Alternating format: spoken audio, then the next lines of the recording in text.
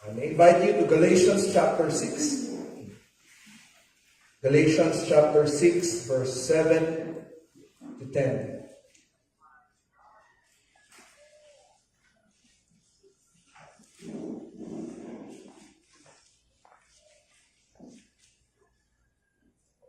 Galatians chapter 6. Kung wala pong Bible ang inyong katabi, please share your Bibles with them so that we can read these verses together. 4 verses only.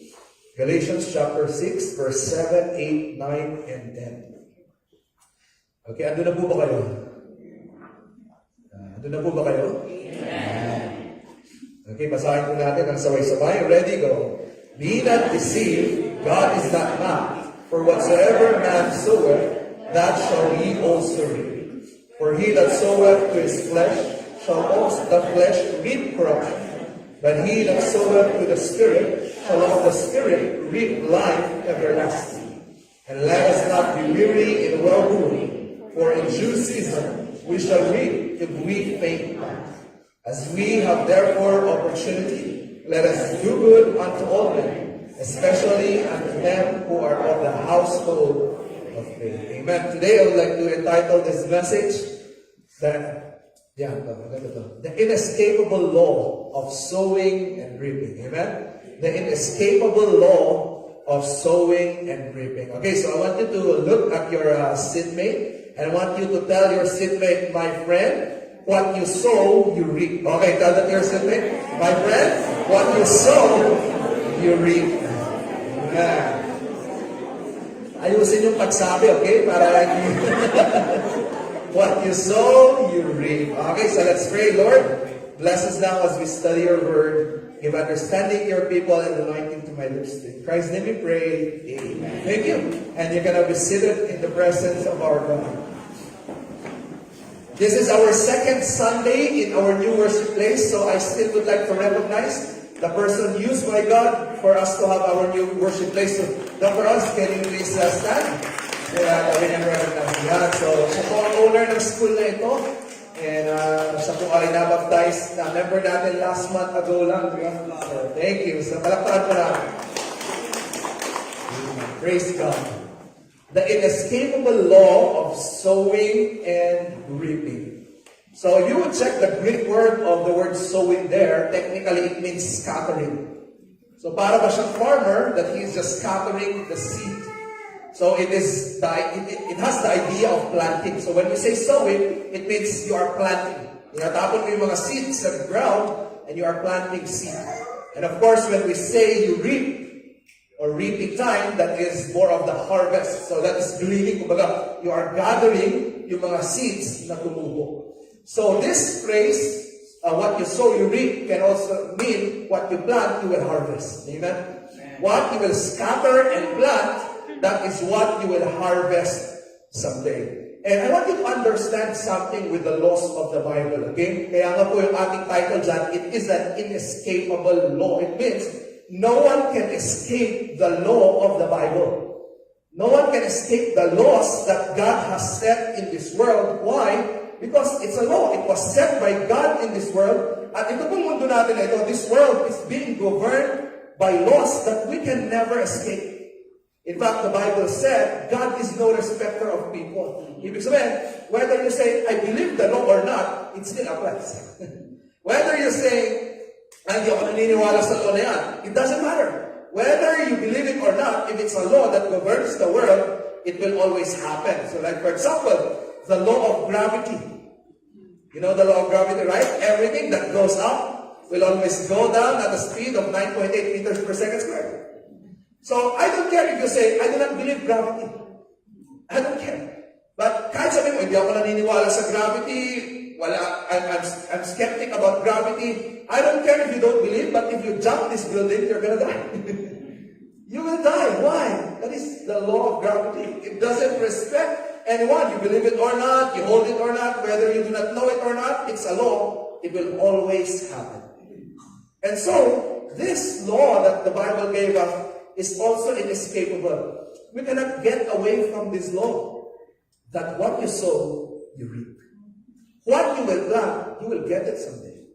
What you give, what you give out, it will come back to you, you will harvest it someday. And so this law is very important for us to learn. Why? Kasi po ito ay nag-a-apply sa ating buhay, whatever area of our life, this principle works. Okay, so I have 2 points for you this morning. Let's study this. Okay, so here are some principles. Number 1 is this: the type of seed you plant will determine the type of fruit you harvest. The type of seed na yung itinanim, it will be the type of harvest that you will have. If you would look at this verse, Galatians 6 verse 7, sabi niyo po, be not deceived, God is not mocked. And I want you to get this phrase, okay? For whatsoever, kung ano daw, whatever it is you planted, that shall He also reap. So it's the same, it's referring to the same seed. So whatever, kung ano yung tinanim mo, kung ano yung tinapon mo that you scattered, that is the same seed that you will harvest. So to break this down, let me give you some points here. I know you know this. Apples will produce apples, right? So kung nagtanim ka ng apple, never magkakaroon ng orange. It's always apple. Why? Whatsoever you plant, that is what you will harvest. And this is, Apostle Paul used an agricultural term. But let me tell you, he will draw this to a moral application, to a spiritual application. And so that's what I would like to do. So hindi lang ito nag-a-apply sa agriculture, nag-a-apply din po ito sa buhay. Amen? Nag-a-apply ito sa ating moral life, nag-a-apply ito sa ating spiritual life. Like for example, bad habits will produce bad outcomes. Amen? Sabi po dito, Proverbs says, he who has a slack hand becomes poor. But the hand of the diligent makes rich. Pag daw ikaw ay tamad, that's a bad habit, so maproduce siya ng bad result. What you sow, you will reap. Amen? So, if you are sowing seeds of laziness, magiging mahirap ka. It applies even with business, even with life. Amen? All of the vices that we have, pag meron kang bisyo, those are bad habits, it will always produce bad results. The things we eat, the thing, pag kunwari, wala tayong exercise, puro unhealthy foods ang ating kinakain, it's a bad habit, and it will always produce bad outcomes. Why? What you sow, you reap by. You cannot really choose the consequence of what you choose to do.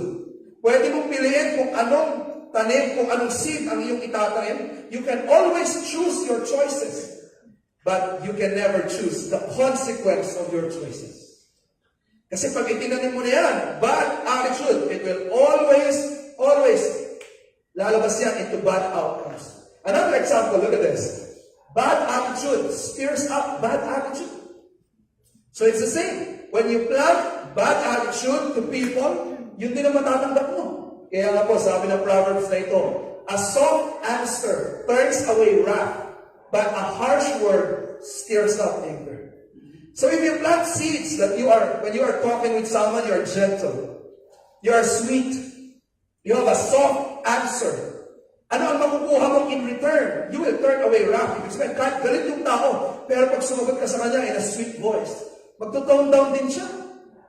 But if you sow anger, nagtanim ka ng galit, nagtanim ka ng sama ng loob, anong i-reply sa'yo ng tao? It's the same. Anger. Harsh word will stir up anger. What you sow, you will reap. And you know what, guys? You will see this in our families. Am I right? If you would study, behavioral development of children. If children will grow up in a negative father or a negative mother, most likely, what's the result? The child will grow up very negative too. Why? You have been planting negativity. You will also reap negativity. You have been planting, but if you grew up in a family wherein there was appreciation, there was love, there was understanding. Lalaki ang mga bata niyan, they also know how to appreciate. They also know how to love. Why? We cannot escape this law. What you sow, you will reap. Amen? And of course, you know this, spiritually speaking, sin leads to destruction.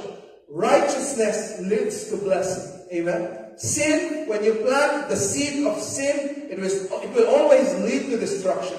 Look at what Hosea said. You have planted wickedness, you have reaped evil.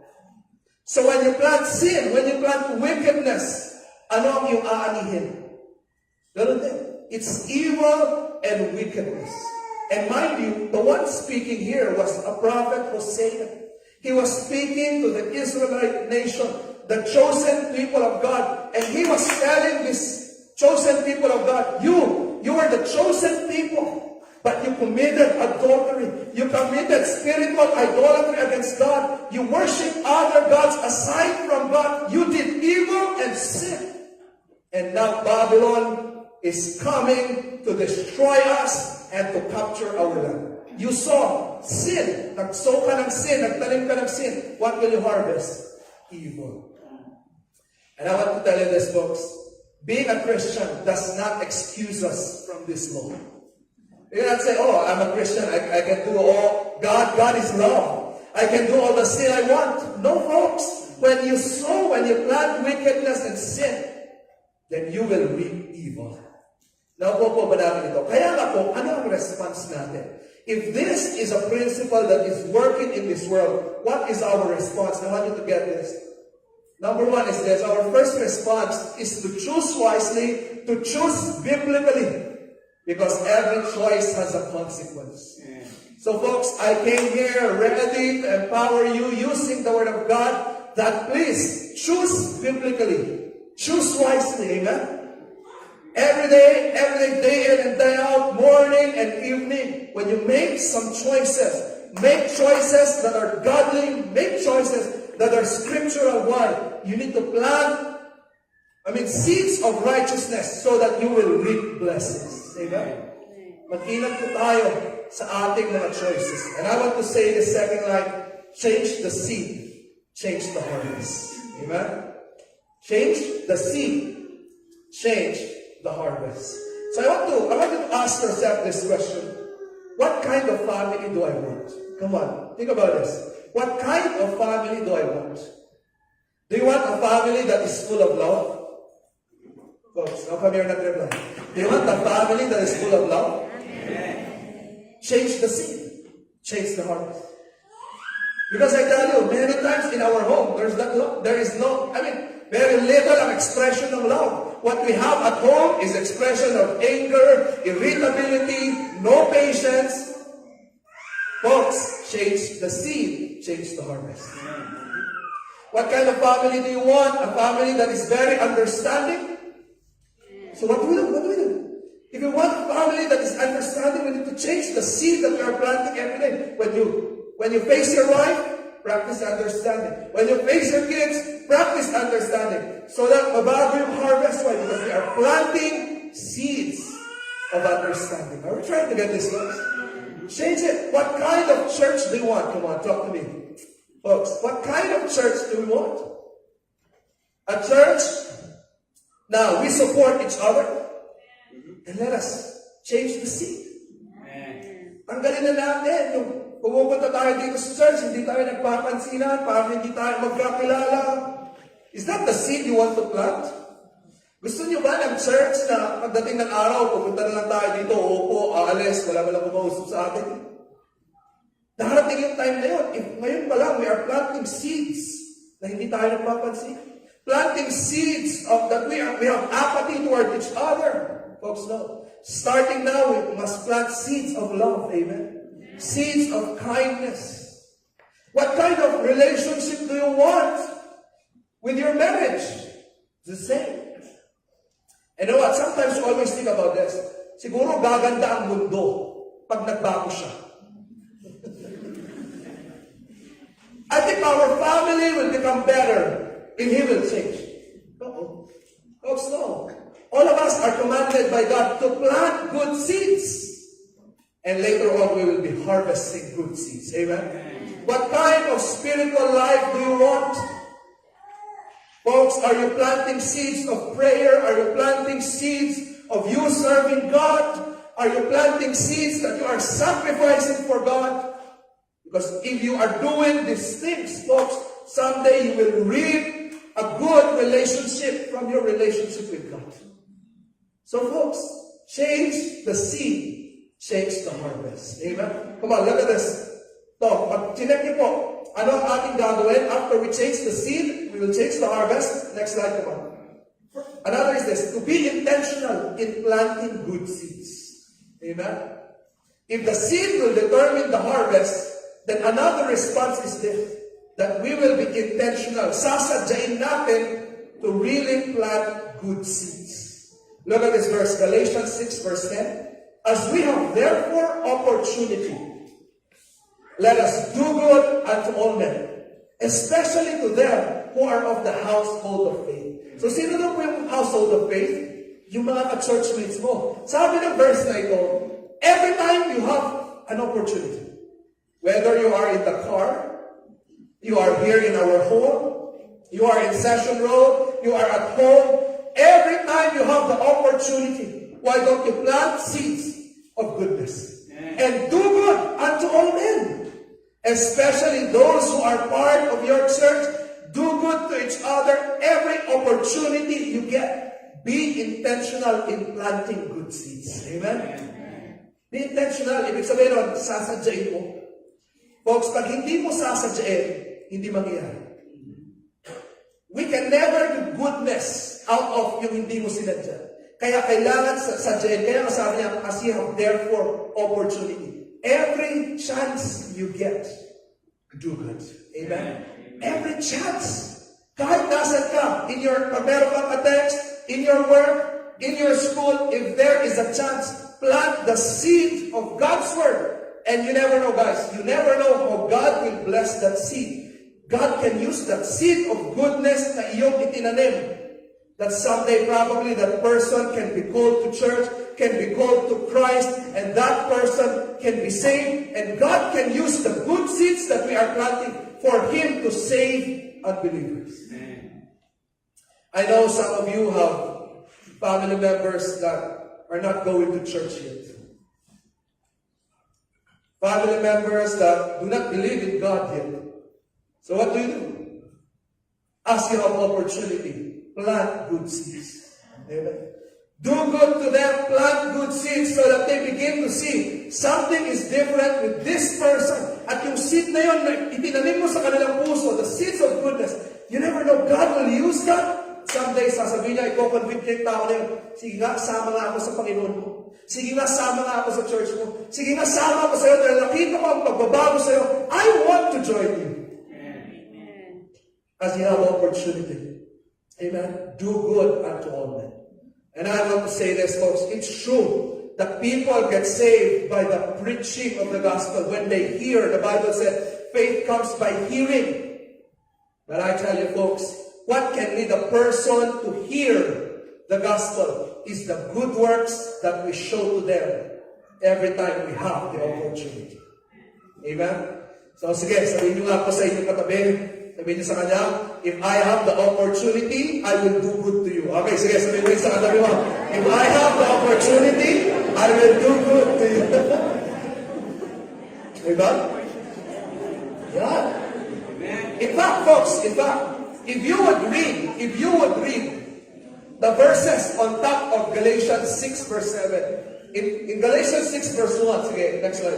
Ano nakalagay? Look at this. These were the verses on top. Bago niya sinabi, what you sow, you reap. Ano yung mga verses sa taas? Ito sabi niya, brethren, if a man be overtaken in a fault, ye which are spiritual, restore such one in the spirit of gentleness, considering thyself, lest thou also be tempted. The Bible said, folks, this is how we plant good seeds. That when someone is down and you are strong, help the one who is down. Amen. Amen. If someone is suffering and you are doing okay, what do? You help the suffering. If someone is in trouble, if someone did a sin, nagkamali siya, bumagsak siya, you who are strong, you who are spiritual, what do? Help. Amen? Restore. Ibig sabihin, ibalik mo siya, ipag-pray mo, kunin mo siya, ibalik mo siya sa Panginoon para maging malakas siya ulit. Bakit po? Because you must consider yourself. Because you never know. Time will come, you are also the one who is down. And he that you helped before will also be the one to restore you. See, this is sowing and reaping. If you help someone who is down, right now, that is planting the seed, someday when you are down, someone will help you too. That is the harvest time. Amen? Sowing and reaping. And let me talk to you straight. Sometimes us who profess Christians, sometimes we are the one guilty not practicing this verse. Because I tell you, I've been in church so long. And I saw that sometimes anong ugali natin Christians. Pag may bumagsak, nag-chismisan tayo. We are gossiping. When someone fell, we are gossiping and we are saying, ano kaya ang kasalanan nito? Kaya siya pinalo ng Panginoon. Ano kaya ang kasalanan nito? Folks, no. You are planting a negative seed. Gusto mo ba na pag ikaw bumagsak, may nag-chismisan din? Ano kaya ang kasalanan nito? Gusto mo ba na kapag ikaw mahirap ka, bumagsak ka, you are weak, you are sick, tapos may nag-chismisan, ano kaya nito? Ano kaya ginawa? Siguro hindi nag-pray to. You do not want that when you are the one down, am I right? So when someone is down, help him up. That's sowing. And when someday when you are down, someone will help you up too. Will help you up also. That is your reaping period. Amen? Kaya nga sabi na, bear ye one another's burden, and so fulfill the law of Christ. Let us continue to bear the burden and the hardship of others. Because someday, I tell you, you will need it also. Folks, you are not Superman. You will need help someday. And how can you get help someday if you are helping them? Amen. Kaya nga po, as you have opportunity, do good. Okay, so that's our first point. The type of seed you plant will be the type of harvest that you will get. Okay, our second point this morning is this. The reaping time is guaranteed by God, the righteous judge. Amen. The reaping time is guaranteed by God, who is the righteous judge. Okay, I want you to get our verse, please. Be not deceived. God is not mocked. Okay, this phrase means this, okay? Let me make it simple. Ang ganda ng sinasabi niya. God knows the contents of our hearts. God sees everything. Amen? God sees our heart. God sees our deeds. God sees our words. And we can never fool God because He is a righteous God. Amen. He is a righteous judge. Hindi siya magkakamali sa kanyang judgment. Nakikita niya ang lahat ng ating ginagawa. And then before saying the law, that was the introduction. To give us the assurance that God is looking at us. And folks, whatever the good seeds you plant, the harvest time is guaranteed. Why? It is God who sees our efforts. It is God who sees our work. Kaya sabi niya, for whatsoever a man sows, yun din ang kanyang i-reap. At sino ang magbibigay ng harvest time na yun? Si God. Bakit? He sees our hearts.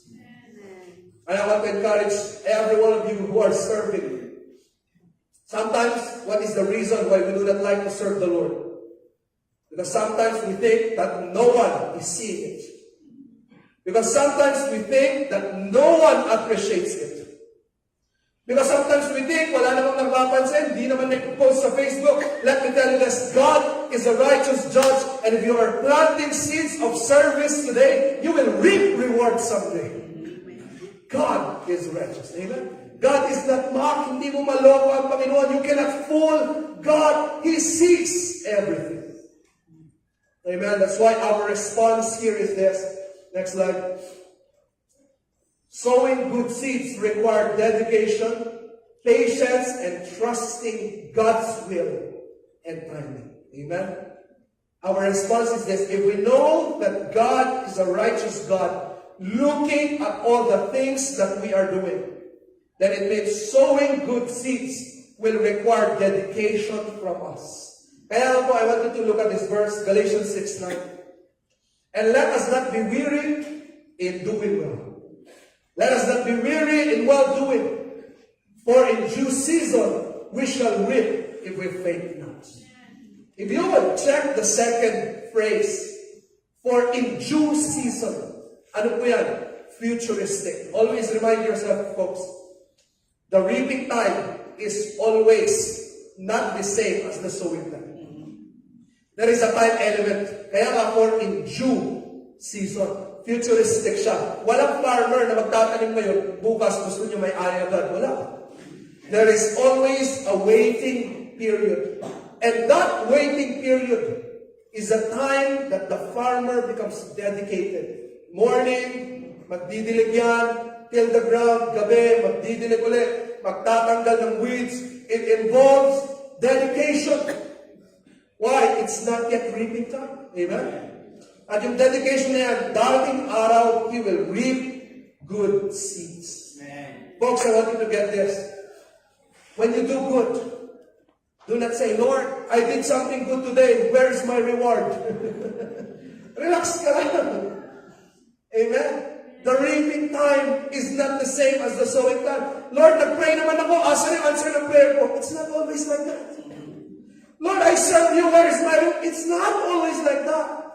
You need to be dedicated and do not be weary. Huwag ka mapagod in doing well. Huwag ka mapagod in serving God, for in due season you will reap. If you faint not. Ano po yun? Kapag ikaw ay hindi tumigil. If you will not stop, then you will reap.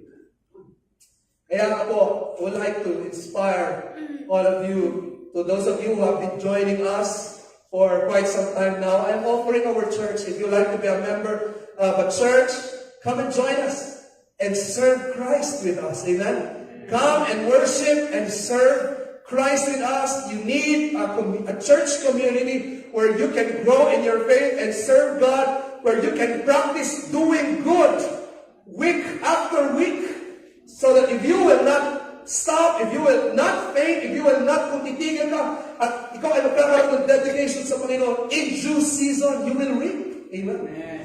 You will get the rewards of your labor. Why? God is not unrighteous. Nakikita niya ang lahat ng ating ginagawa. At the same time, it involves patience and trusting God's timing.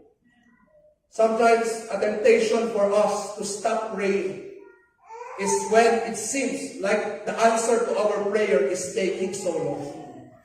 Have you tried that, folks? Parang, Lord, ang tagal naman ng sagot ng panalangin mo.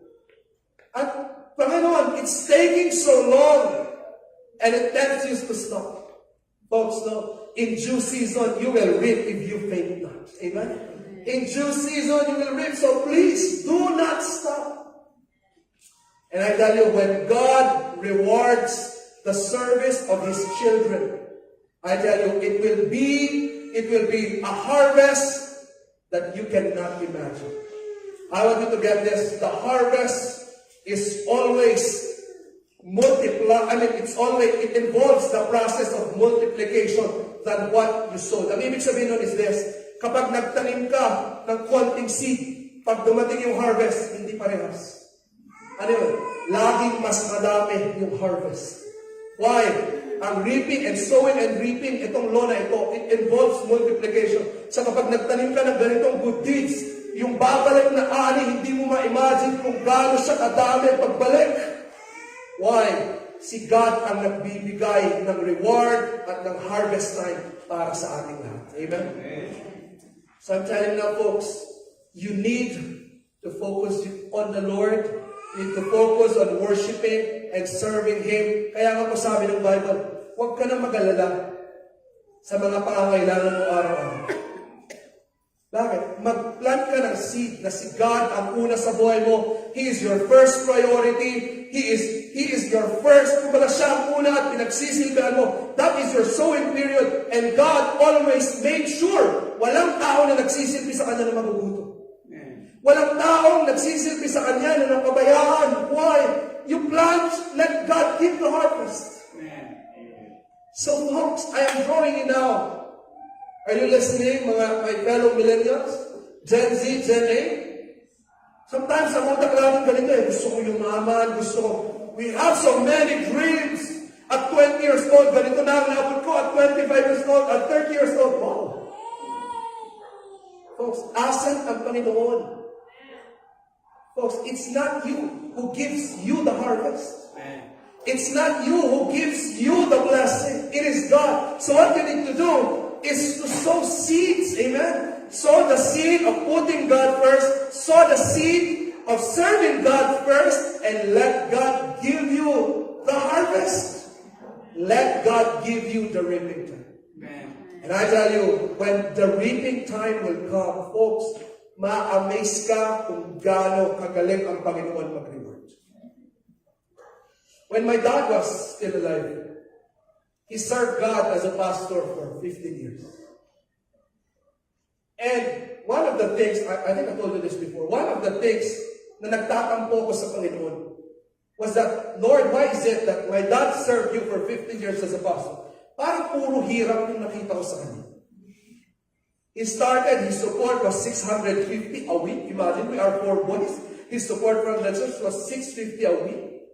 Bakit parang ang hirap? And then, during the end of his life, he was starting to enjoy the blessings. He was starting to reap and enjoy the blessings. Nag-umpisa na siya mag-travel sa mga missions abroad. Tapos bigla siya namatay. I told God, Lord, why is it? Why is it, Lord, that when he started to reap and enjoy the harvest of the sowing period na ang hirap na dinanas niya, kinuha mo na siya. Alam mo, na-realize ko, mali yung reklamo ko sa Panginoon. Because he served God. And God took him before he can get his reward on earth. And that's the thing. Because if you cannot get your reward on earth, you will get it in heaven, and those rewards will last for eternity.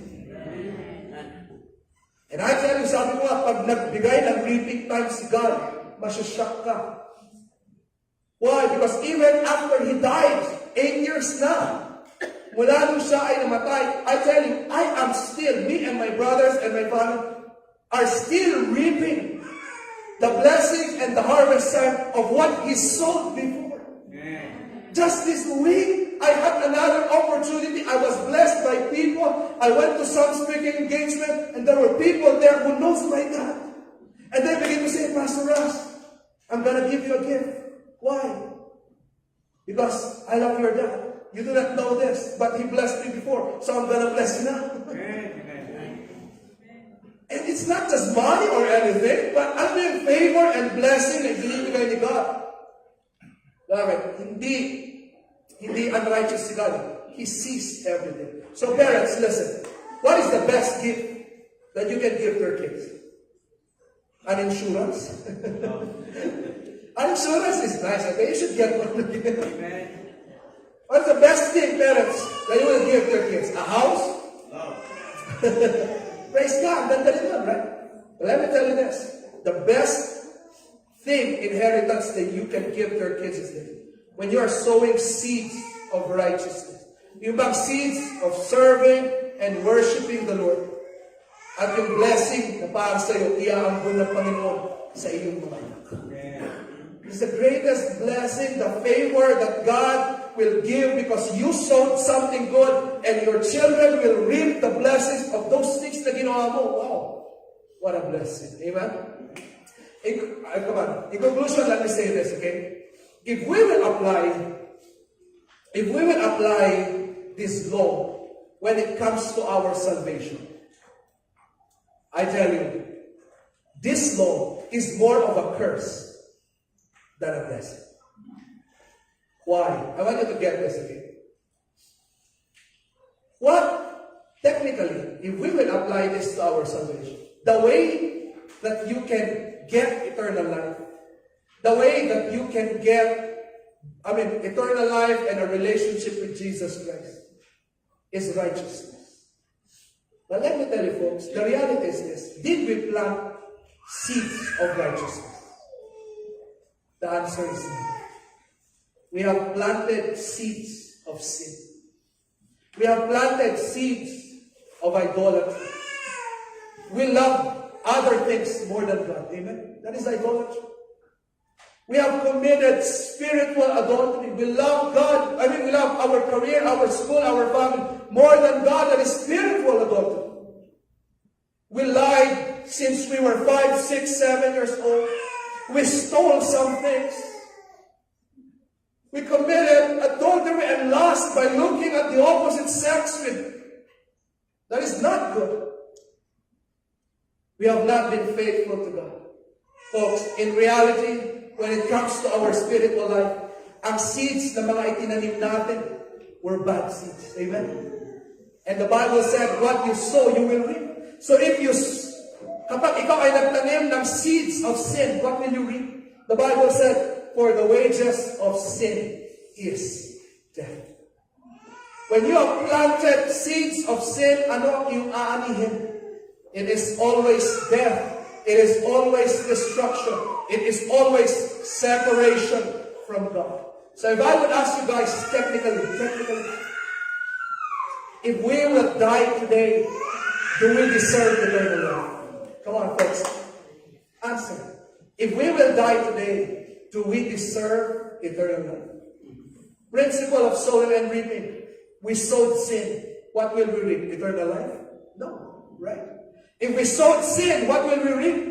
Death and destruction. Kaya ang sabi ng Bible, for the wages of sin is death. Ang bayad ng kasalanan ay kamatayan. At dahil tayo ay nagtanim ng mga kasalanan, ano ang ating aanihin? It's always death and destruction.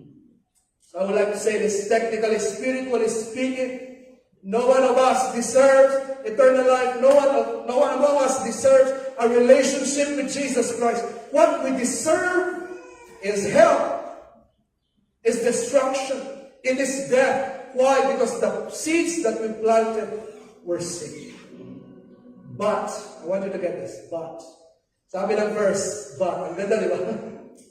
But, the gift of God is eternal life through Jesus Christ our Lord. I want you to get this. There is a way that you will not reap what you sow.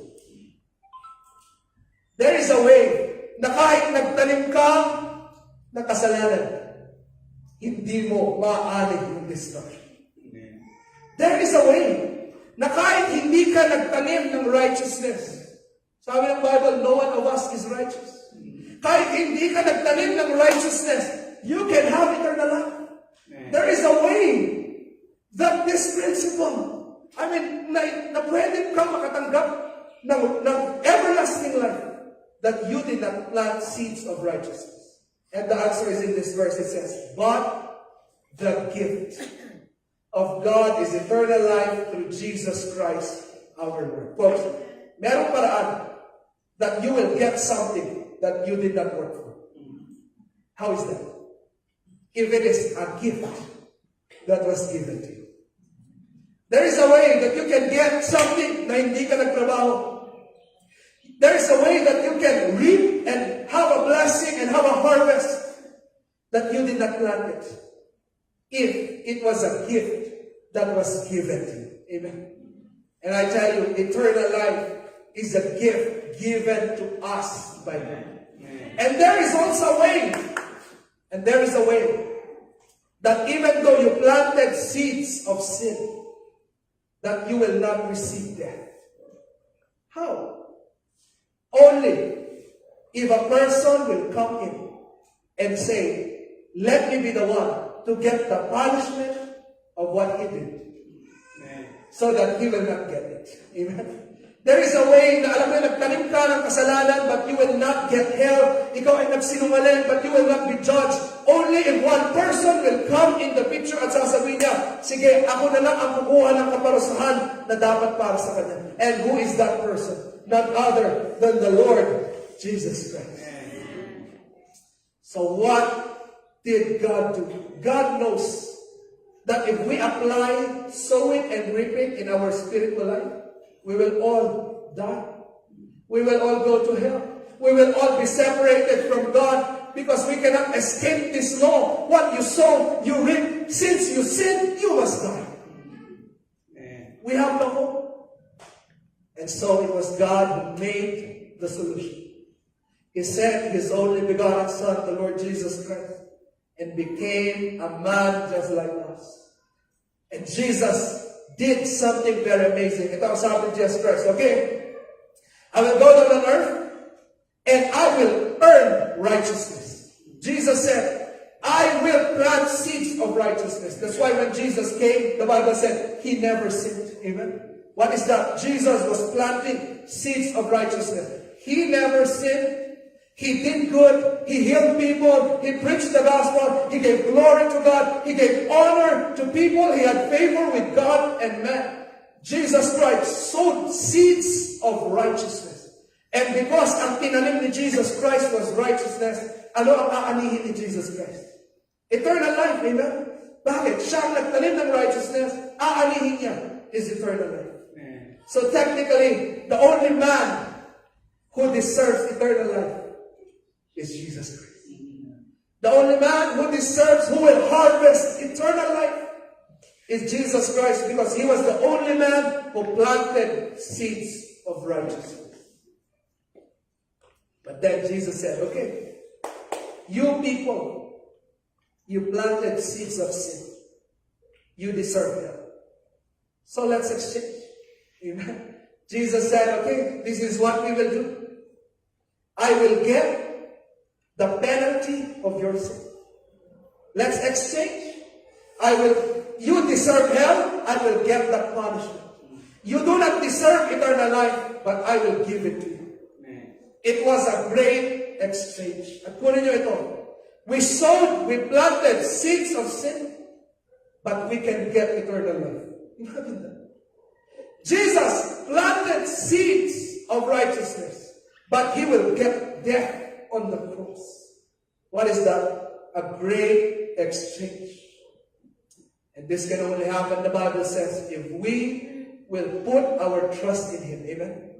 And if we will trust him that he is the only way for our salvation, we will trust and believe him and receive Jesus Christ in our heart as our Lord and Savior. That is the only way that you will not reap the harvest of the sin you did. And that is the only way that you can get the harvest of eternal life and salvation and so many blessings, even if you do not deserve it. Only by having Christ in your life as your Lord and Savior. Folks, what you sow, you reap. But I tell you, not everything that you sow, you reap. Because Christ reaped the punishment we deserve. And let me tell you, not everything that you reap, you work for it. Because Christ worked for the eternal life we are enjoying right now. This is where grace and mercy comes in. Kaya nga po, Christians, I want you to get this. Okay? It's true, what you sow, you reap. But there is an element of grace. And how do we apply this to our life? Get this, please. Sometimes, pag may disobedient kang anak, ano sasabihin mo? Sige, bumagsak ka. Kunwari, nagloko ang anak mo. Sometimes, as parents, if you have a son who is wayward, matigas ang ulo, as parents, sometimes you are tempted to do this. What you sow, you reap. Sige, bahala ka, sirain mong boy. But will you do that, parents? No.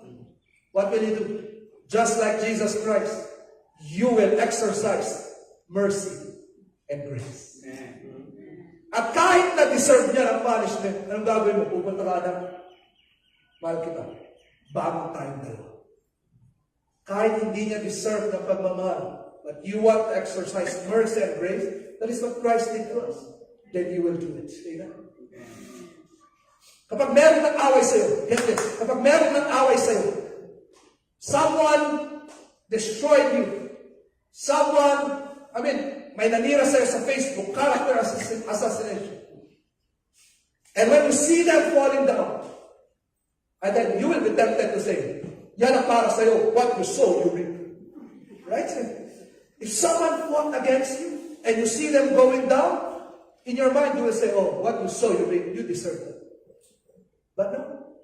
Christ showed us the example that you can give something kahit hindi niya deserve out of grace and mercy.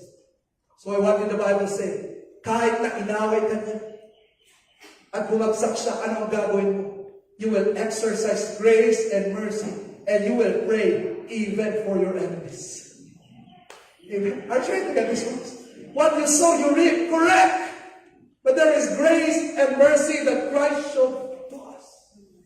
Because I tell you, there are many times in your life that someone showed mercy to you, even if you do not deserve it. What is that? That is the grace and mercy of God. Kaya nga po, ano ang relationship natin as a church? Hindi ganito, hindi yung, sige, what you sow, you reap, bahala ka, bumagsak ka. Hindi ganito.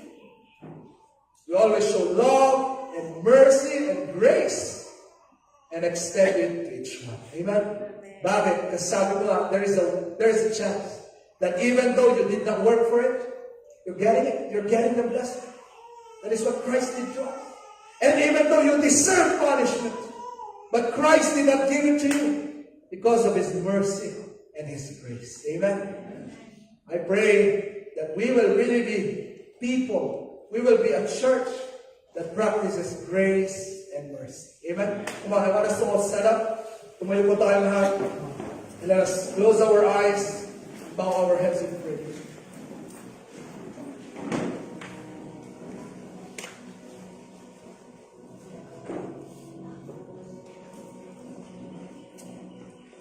Come on, let's close our eyes. I want to talk to our visitors. All our visitors today, I know God brought you here for a purpose, for you to hear this message, that you deserve destruction, you deserve hell, you deserve separation from God, because just like me, you are also a sinner. We planted seeds of sin. We deserve the wrath of God, the punishment of God. There is a way. Because Christ took the punishment you deserved. And He is willing to give the gift of eternal life to you. The gift of salvation. The gift of a new heart. The Bible says only if you will receive Him in your heart and trust Him in your heart as your Lord and Savior. To all our visitors, I want you to do that this morning. To trust Christ to be your Lord and Savior. And receive Him today in your hearts. Gusto kitang tulungan ngayong umaga. Meron po akong simpleng panalangin dito. Panalangin ng pagtanggap kay Yesu Cristo. Gusto niya, natanggapin mo siya ngayong araw na ito. So ito po ang ating gagawin. Ililid kita sa isang panalangin. Gusto ko sabihin mo ang panalangin na ito. Panalangin ng pagtanggap kay Jesus. Ako ay magiging guide mo lamang. Gawin mong panalangin mo ito. Kahit hindi mo na isigaw, sabihin mo lang sa iyong puso. Tanggapin mo ang Panginoon ngayong araw na ito. Kung nakahanda ka, sumunod ka sa panalangin ito. Ama namin sa langit, inaamin ko po na ako ay makasalanan. Ngunit dahil sa inyong pagmamahal, ibinigay mo si Yesu Cristo para mamatay para sa akin. Ngayong araw na ito, inilalagay ko po ang aking pananampalataya sa Kanya bilang aking Diyos at tagapagligtas. At tinatanggap siya sa aking puso bilang aking Panginoon. Salamat po sa regalo ng kaligtasan at buhay na walang hanggan kay Kristo lamang. Sa ngalan ni Jesus. Amen. Let us continue praying, folks. Let's continue praying. Let us raise our hands in prayer as we ask God's blessing to us this morning. Heavenly Father, I pray that you will give your people here today a lot of wisdom. Wisdom to choose biblically, to choose wisely. That every day of our life, Lord, we will choose to glorify you. We will choose to honor you. We will choose to obey your word. And we will choose to live a life that gives glory to you. Lord, help us to plant the seeds of good works to others. Help us, Lord, to plant the good seeds of righteousness to plant seeds of love, of kindness. Lord, to plant the seeds of prayer, to plant the seeds of serving you. Teach us, Lord, to plant good seeds. Lord, I pray that you will encourage us to do this, to be dedicated on planting good seeds. Help us to have patience. Because, Lord, you promised, in due season, we will reap if we faint not. Lord, in due season, you will reward us if we faint not. Lord, in due season, you will answer our prayers if we faint not. Lord, in due season, you will hear our heart's desires if we faint not. So, Lord, help us to continue planting the seed, the good seeds. Lord, I pray also that you will help every parent here, that they will learn to plant the seed of God's word to their children. So that their children, Lord, will learn about Jesus Christ. Will learn about salvation. Will learn about the gospel. Help every parent here, Lord. Please, Lord. We are losing a lot of young people. Please, Lord, help our parents here to plant the seeds of God's word in the heart of people. So that someday, Lord, those children will get to know you, will be saved, will serve you, and will create a positive impact in this world. Help our church, Lord. Pray for our church. Help us to plant the seeds of God's word to our workmates, schoolmates, friends, relatives, family. Help us to plant the good seeds, Lord, of kindness and love to others. And it is our prayer that they will see Jesus in us. That our light will shine, Lord, that when they look at us, wow, they can see Jesus in us. So help us, Lord, to plant seeds of God's word and goodness to others.